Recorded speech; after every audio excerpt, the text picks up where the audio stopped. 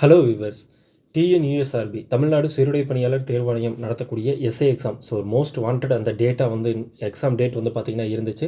So அந்த return date அப்படிங்கிறது வந்து December 21 அப்படின்னு சொல்லிட்டு அஃபிஷியலாகவே வந்து பார்த்திங்கன்னா இன்ஸ்ட்ரக்ஷன்ஸில் கொடுத்துருக்காங்க.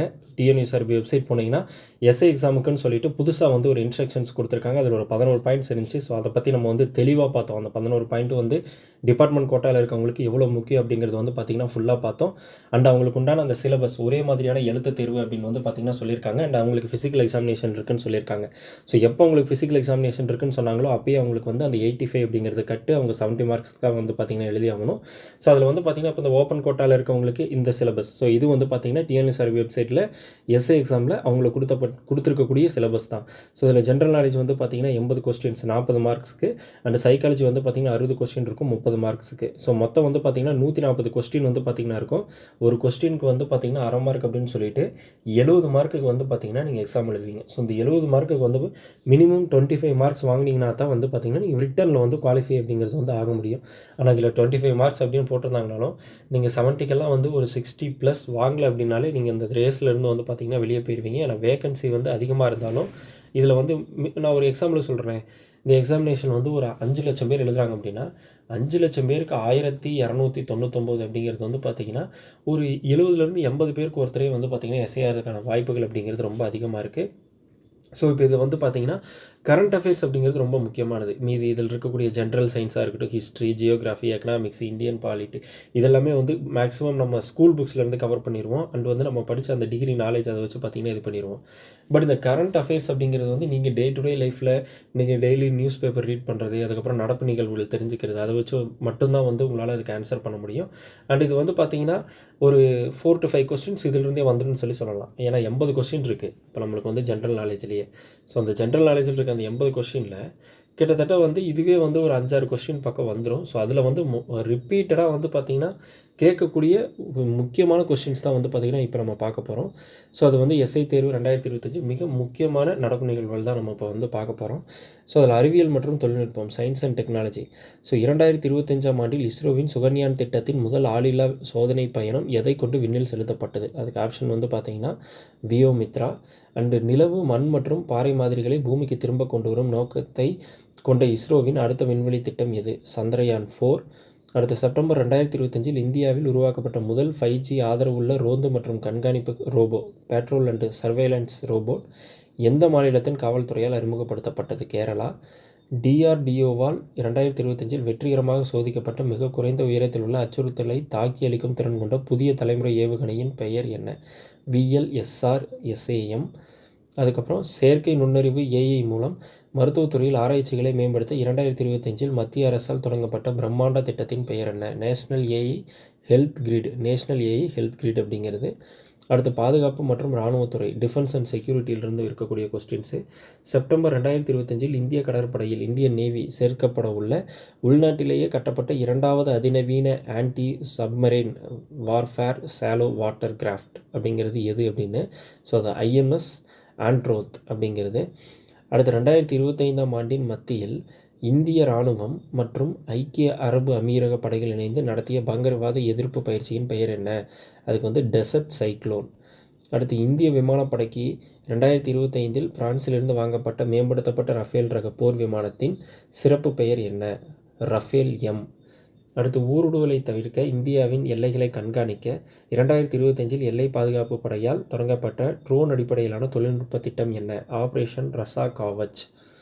அடுத்து 2025 தென்னிந்தியாவில் மிக முக்கியமான இராணுவ தளவாட உற்பத்தி மையத்தை அமைக்க மத்திய அரசு எந்த நகரத்தை தேர்ந்தெடுத்தது? கிருஷ்ணகிரி. அடுத்து தமிழ்நாடு மற்றும் மாநில நிகழ்வுகள்.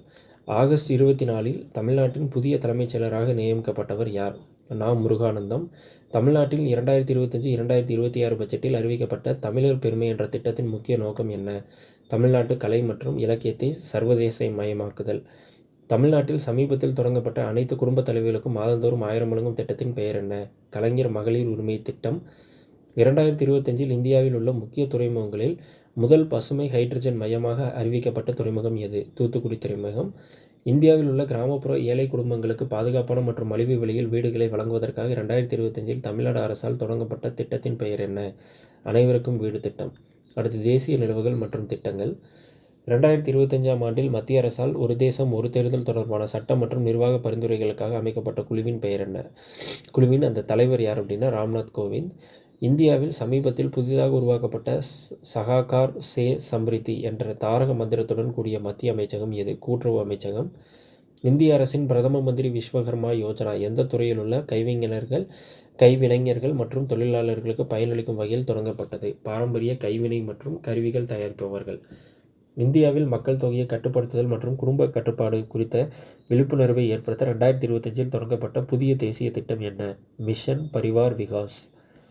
இந்தியாவில் உள்ள அனைத்து பல்கலைக்கழகங்களிலும் மத்திய பல்கலைக்கழகங்களிலும் இளங்கலை சேர்க்கைக்காக 2025இல் தொடங்கப்பட்ட பொதுவான நுழைவுத் தேர்வு முறையின் பெயர் என்ன? அது வந்து CUET, common university entrance test. அடுத்து விருதுகள், நியமனங்கள் மற்றும் விளையாட்டு, அவார்ட்ஸ், அப்பாயின்மெண்ட்ஸ் அண்ட் ஸ்போர்ட்ஸ் பார்க்கலாம். 2014ஆம் ஆண்டுக்கான மதிப்புமிக்க சாகித்ய அகாதமி விருது தமிழ் பிரிவில் திருநெல்வேலியும் எழுச்சியும் வ.உ.சியும் 1908 என்ற ஆய்வு நூலுக்காக பெற்றவர் யார்? ரா. வெங்கடாச்சலபதி. செப்டம்பர் 2025இல் ஐக்கிய அரபு அமீரகத்தில் நடைபெற்ற ஆசிய கோப்பை கிரிக்கெட் 2025 இறுதிப் போட்டியில் பாகிஸ்தானை தோற்கடித்து 9வது முறையாக கோப்பையை வென்ற அணி எது? இந்தியா. இப்போ அது வந்து பார்த்திங்கன்னா கரண்ட்டாக இப்போ நடந்தது. அடுத்து 2025ஆம் ஆண்டுக்கான லாலாஸ் உலக விளையாட்டு வீரர் விருதை வென்றவர் யார்? Cristiano Ronaldo, Roger Federer, Djokovic and Lionel Messi. அதில் வந்து பார்த்திங்கன்னா ஜோகோவிக். 2025ஆம் ஆண்டில் இந்திய உச்சநீதிமன்றத்தின் முதல் பெண் தலைமை நீதிபதியாக நியமிக்கப்பட்டவர் யார்? அது வந்து பாத்திமா பீவி. அடுத்து 2025இல் உலக வங்கியின் நிர்வாக இயக்குநராக நியமிக்கப்பட்ட இந்திய வம்சாவளியைச் சேர்ந்தவர் யார்? சுப்ரா சௌத்ரி. அடுத்து புவியியல் மற்றும் பொது அறிவு. 2025ஆம் ஆண்டில் உலக பொருளாதார மன்றத்தின் ஆற்றல் மாற்ற குறியீடு இந்தியாவின் தரவரிசை வந்து பார்த்திங்கன்னா 63. 2025ஆம் ஆண்டில் G20 அமைப்பின் மாநாட்டை நடத்திய தென் அமெரிக்க நாடு எது? பிரேசில். உலகிலேயே முதல் முறையாக 2025இல் செயற்கை மனித கருப்பை ஒன்றை அமைத்துள்ள நாடு எது? ஜப்பான். இந்தியாவின் முதல் நிலத்தடி மின்மாற்றி நிலையம் 2025இல் எந்த நகரில் அமைக்கப்பட்டது? பெங்களூரு. 2025ஆம் ஆண்டில் இந்தியாவின் மாநில தேர்தல் ஆணையராக பணியமர்த்தப்பட்ட முதல் பெண் அதிகாரி வந்து பார்த்திங்கன்னா வசுதா சௌத்ரி. அடுத்து பொருளாதாரம் மற்றும் பிற முக்கிய தகவல்கள் பற்றி பார்க்கலாம். அக்னிபத் திட்டம் 2025இல் எந்த துறையில் விரிவுபடுத்தப்பட்டது? கடலோர காவல்படை. 2025ஆம் ஆண்டிற்கான பருத்தி தினம் கொண்டாடப்பட்ட தினம் வந்து தீம் வந்து பார்த்திங்கன்னா அனைவருக்கும் பருத்தி.